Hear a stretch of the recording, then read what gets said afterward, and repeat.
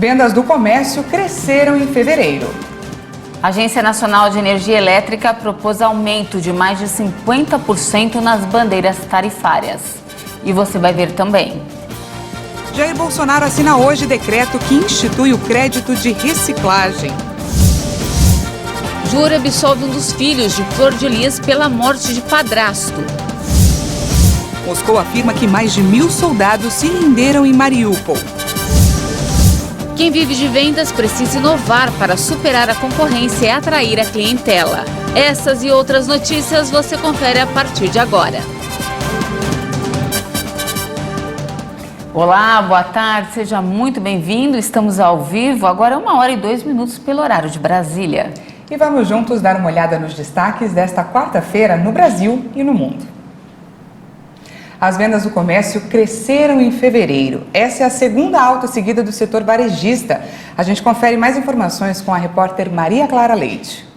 Olá, Patrícia, Daniela, boa tarde a vocês e a todo mundo que acompanha a gente. Olha só, o comércio varejista brasileiro apresentou alta de 1,1% em fevereiro. Isso porque, das 8 atividades analisadas, 6 registraram um avanço. Olha só quais foram. Livros, jornais, revistas e papelaria tiveram alta de quase 43%. Combustíveis e lubrificantes registraram um aumento de pouco mais de 5%. Móveis e eletrodomésticos, 2,3%. Tecidos, vestuário e calçados, alta de 2%. Outros artigos de uso pessoal e doméstico, 1,6%. E hipermercados, supermercados, produtos alimentícios e bebidas, avanço de quase 1,5%. Já os artigos farmacêuticos, médicos, ortopédicos e de perfumaria tiveram queda. E o setor de equipamentos e material para escritório, informática e comunicação ficou estável. Agora, no comércio varejista ampliado, que engloba aí também os materiais de construção e os automóveis, esse aí teve aumento de 2% no mês de fevereiro. Só que esse resultado positivo foi puxado principalmente pelas vendas de carros, motos e peças.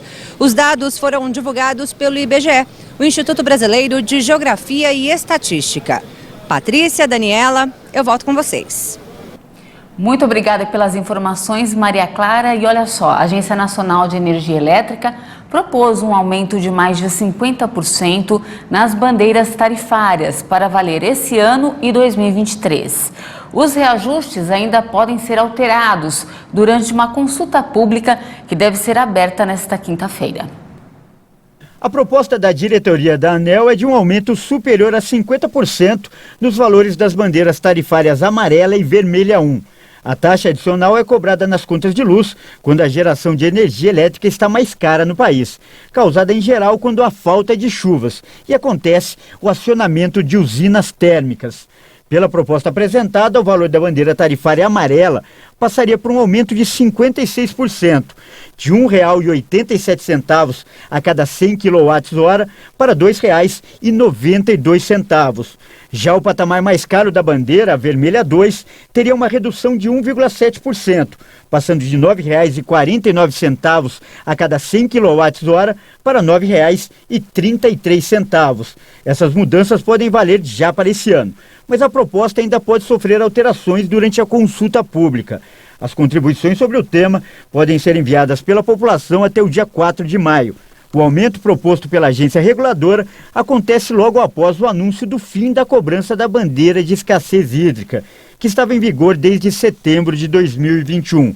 Devido às chuvas nos últimos meses, o governo decidiu antecipar o fim do patamar mais caro e acionar a bandeira verde sem custo adicional a partir deste sábado.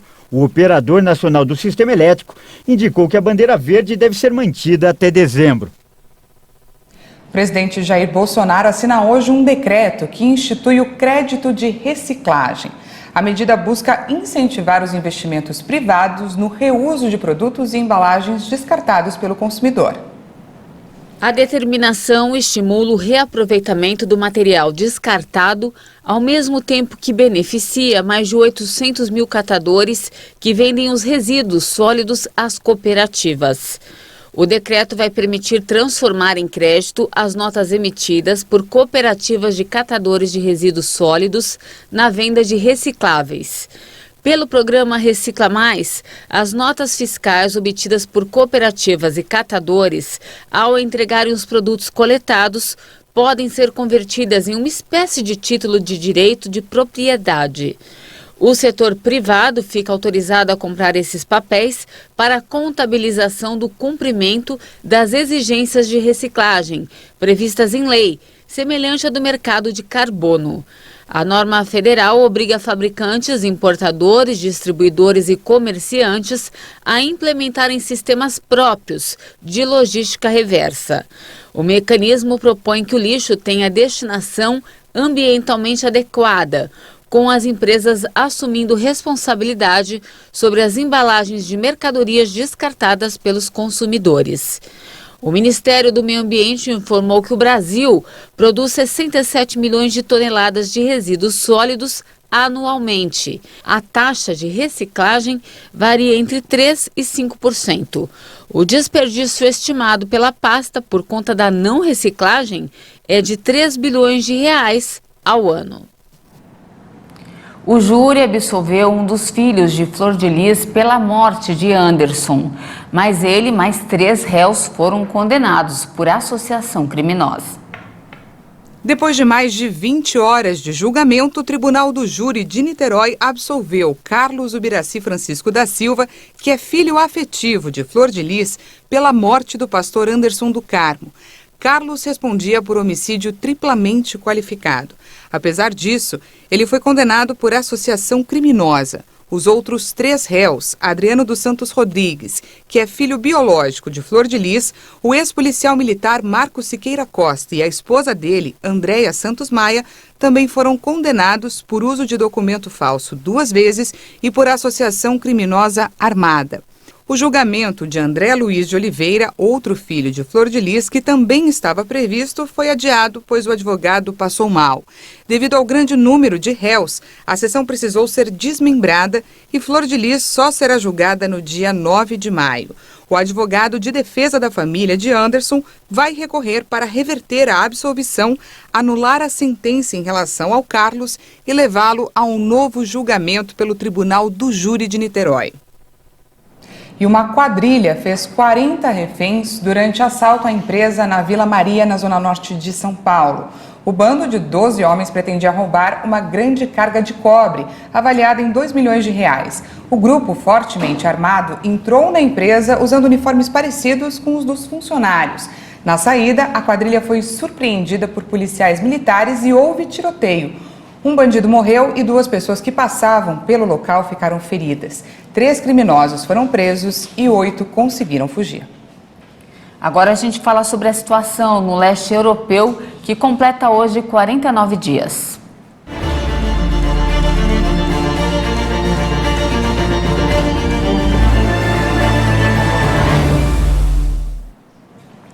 Um novo ataque de mísseis por parte do exército russo atingiu um bloco residencial na cidade de Donetsk e deixou pelo menos 7 pessoas feridas. De acordo com a administração militar local, a principal tática da Rússia agora é aterrorizar os civis. Moscou negou qualquer ataque contra civis ucranianos. E a prefeitura da cidade de Dnipro anunciou nesta terça-feira que há mais de 1.500 corpos de soldados russos somente nos necrotérios da cidade industrial no leste da Ucrânia. Os números foram divulgados pelo vice-prefeito Mikhail Lysenko durante a entrevista ao meio de comunicação em língua russa Nastochei Vremya, financiado por Washington. A autoridade ressaltou que, apesar do conflito, os militares russos tinham mães e mereciam ser levados de volta para suas famílias. O último balanço oficial russo sobre perdas de soldados na Ucrânia foi publicado em 29 de março e era de 1.351 mortos e 3.825 feridos. Mas, na semana passada, o Kremlin admitiu que a Rússia sofreu importantes baixas militares. Dnipro, uma cidade de 1 milhão de habitantes às margens do rio Dnieper, marca a fronteira das regiões do leste do país e poderia, segundo analistas, ser o futuro alvo da Rússia. E mais de 1.000 soldados ucranianos se renderam às tropas russas na cidade de Mariupol, cercada há várias semanas. A afirmação foi feita pelo Ministério da Defesa da Rússia, mas Kiev nega. A cidade é uma das mais atingidas desde o começo da invasão em 24 de fevereiro. Em Mariupol, na área da usina metalúrgica, como resultado de ofensivas bem-sucedidas das Forças Armadas Russas e unidades da milícia de Donetsk, 1.026 militares ucranianos da 36ª Brigada de Fuzileiros Navais depuseram as armas voluntariamente e se renderam. Na segunda-feira, a 36ª Brigada havia informado no Facebook que se preparava para a última batalha e que as tropas estavam sem água, comida ou munição. O porta-voz russo informou ainda que 150 soldados estavam feridos e foram levados para um hospital de Mariupol. Na terça-feira, as autoridades regionais do sudoeste da Ucrânia afirmaram que pelo menos 20.000 pessoas morreram em Mariupol, bombardeada há mais de 40 dias. Os combates se concentram agora na gigantesca zona industrial da cidade. E o presidente ucraniano Volodymyr Zelensky chegou a propor a troca de um magnata russo muito próximo ao presidente Vladimir Putin por ucranianos capturados. O presidente da Ucrânia, Volodymyr Zelensky, propôs trocar o magnata Viktor Medvedchuk por ucranianos capturados na Rússia. Viktor, que é próximo do presidente russo Vladimir Putin, foi detido em Kiev após fugir da prisão domiciliar. Preso desde o ano passado sob a acusação de traição, o empresário é uma das pessoas mais ricas do país. Nesta terça-feira, o presidente americano Joe Biden acusou o colega russo Vladimir Putin de cometer um genocídio na Ucrânia. É a primeira vez que o democrata usa essa palavra para falar sobre a situação do país invadido por Moscou. Yes, I called it genocide because it became clearer and clearer. Sim, chamei de genocídio porque ficou cada vez mais claro que Putin está tentando acabar com a ideia de até mesmo ser um ucraniano e as evidências estão aumentando. E só vamos saber mais e mais sobre a devastação e vamos deixar que os advogados decidam internacionalmente se isso se qualifica ou não, mas com certeza parece que sim. And we're going to only learn more and more about the devastation. And we'll let the lawyers decide internationally whether or not it qualifies, but it sure seems that way to me. Biden lançou a acusação contra Putin pela primeira vez durante um discurso sobre o aumento dos preços do gás realizado nesta terça-feira, dizendo que a capacidade dos cidadãos americanos de encher seu tanque de gasolina não deve depender de um ditador declarar guerra e cometer genocídio em outra parte do mundo. O democrata já havia descrito Putin como um criminoso de guerra e pediu que o presidente russo fosse julgado pelas supostas atrocidades. Mas os Estados Unidos se abstiveram de usar o termo genocídio, de acordo com o protocolo atual, dada a definição legal estrita e as importantes implicações da acusação. E agora vamos mudar um pouco de assunto, que eu tenho uma informação importante sobre saúde. Com 25 casos suspeitos de sarampo sob investigação só no estado aqui de São Paulo, a doença volta a chamar a atenção das autoridades de saúde do Brasil, que chegou a receber o certificado do fim da doença em 2016. Desde que o sarampo voltou aos registros oficiais em 2019, já são mais de 40 mil pacientes e 40 mortes causadas pela queda da cobertura de vacina. Metade das vítimas foram crianças abaixo de 5 anos. Os sintomas, segundo os médicos, se assemelham aos de uma virose e se iniciam entre 10 e 15 dias após o contágio. E agora vamos para um balanço da vacinação aqui no Brasil. O país já aplicou mais de 422 milhões e 368 mil doses de vacinas contra a Covid-19. De olho no nosso telão, vamos para o nosso vacinômetro. Segundo o Ministério da Saúde e as secretarias estaduais de saúde, a primeira dose foi aplicada em 82,79% da população, enquanto 76,05% dos brasileiros tomaram a segunda dose. E os que receberam a dose de reforço chega a 39,15%. Quase 55% da população infantil de idade entre 5 e 11 anos tomou a primeira dose. E veja a seguir, polícia americana está procurando o suspeito do tiroteio no metrô de Nova York. E ainda, quem vive de vendas precisa inovar para superar a concorrência e atrair clientes. Em instantes, voltamos já.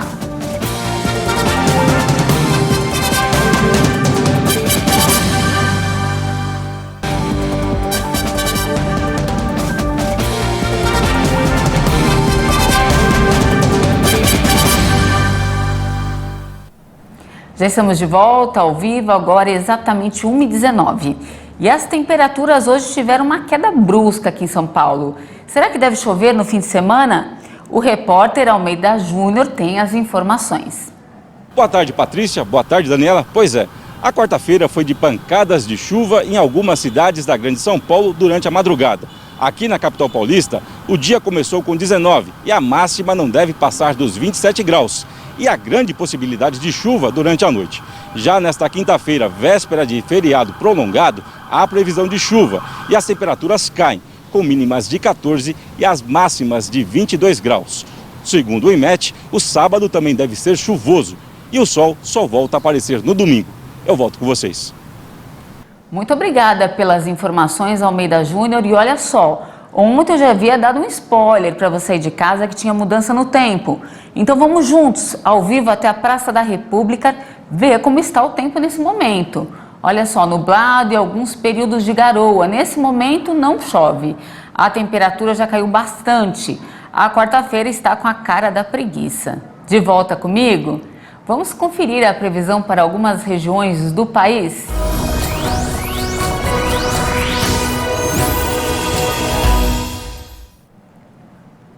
De olho no nosso telão, começando por São Paulo, onde estamos localizados, o dia segue assim, com o céu encoberto e poucas aberturas de sol. Separa o guarda-chuva e o casaco. Nesse momento, a capital paulista registra 25 graus. Em Rio Branco, no Acre, o sol aparece entre nuvens e, nesse momento, 33 graus por lá.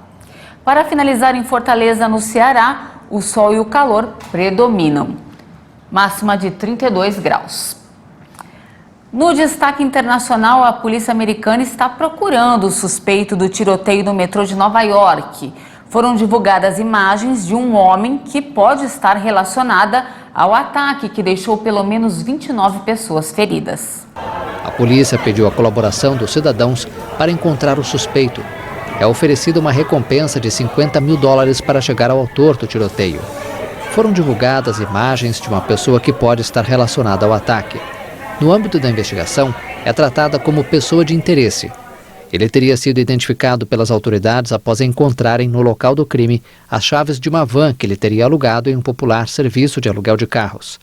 Segundo vários meios de comunicação, um homem com uma máscara de gás e um jaleco de operário laranja pode ter lançado uma lata de fumaça na plataforma do metrô para distrair as pessoas. Um porta-voz do Corpo de Bombeiros disse que dispositivos explosivos não acionados foram encontrados no local, mas de acordo com um tweet da polícia, não há dispositivos explosivos operacionais. E um acidente com um caminhão deixou pelo menos 16 mortos e vários feridos nesta quarta-feira na Indonésia. No Egito, outras 10 pessoas morreram, incluindo estrangeiros, quando um ônibus colidiu com um carro. O veículo transportava 29 pessoas e estava indo para a capital da província, Manokwari, pelas montanhas Arfak, quando o motorista perdeu o controle. A polícia suspeita que os freios do caminhão possam ter falhado. Uma criança está entre os mortos. 13 pessoas feridas foram levadas a um hospital da região. No Egito, o acidente aconteceu em Assuan, área turística do sul do país. O governador visitou os feridos e as autoridades confirmaram que 4 franceses e um belga estão entre os mortos. Os acidentes em rodovias são frequentes no Egito, onde muitas estradas são mal conservadas e o Código de Trânsito não é respeitado. Oficialmente, 7 mil pessoas morreram em acidentes de trânsito em 2020, no país de maior população do mundo árabe, com 103 milhões de habitantes. O Ministério da Saúde da Palestina anunciou que forças israelenses mataram um homem em uma cidade nesta quarta-feira, no 5º dia de operações militares na Cisjordânia ocupada. A tensão na Cisjordânia ocupada segue forte. O Ministério da Saúde palestino anunciou que o exército do Estado judeu matou um homem na cidade nesta quarta-feira. O exército de Israel não comentou a informação, mas revelou algumas horas antes que suas tropas efetuavam operações contra terroristas em Nablus e outros locais da Cisjordânia. O Serviço Médico do Crescente Vermelho divulgou que 31 pessoas ficaram feridas na área. O exército israelense intensificou as operações e detenções na Cisjordânia após 4 ataques no país nas últimas 3 semanas, que deixaram 14 mortos.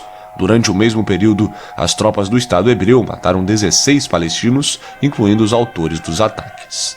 E como todo mundo já sabe, a propaganda é a alma do negócio. Hoje em dia, quem vive de vendas precisa inovar para superar a concorrência e atrair a clientela.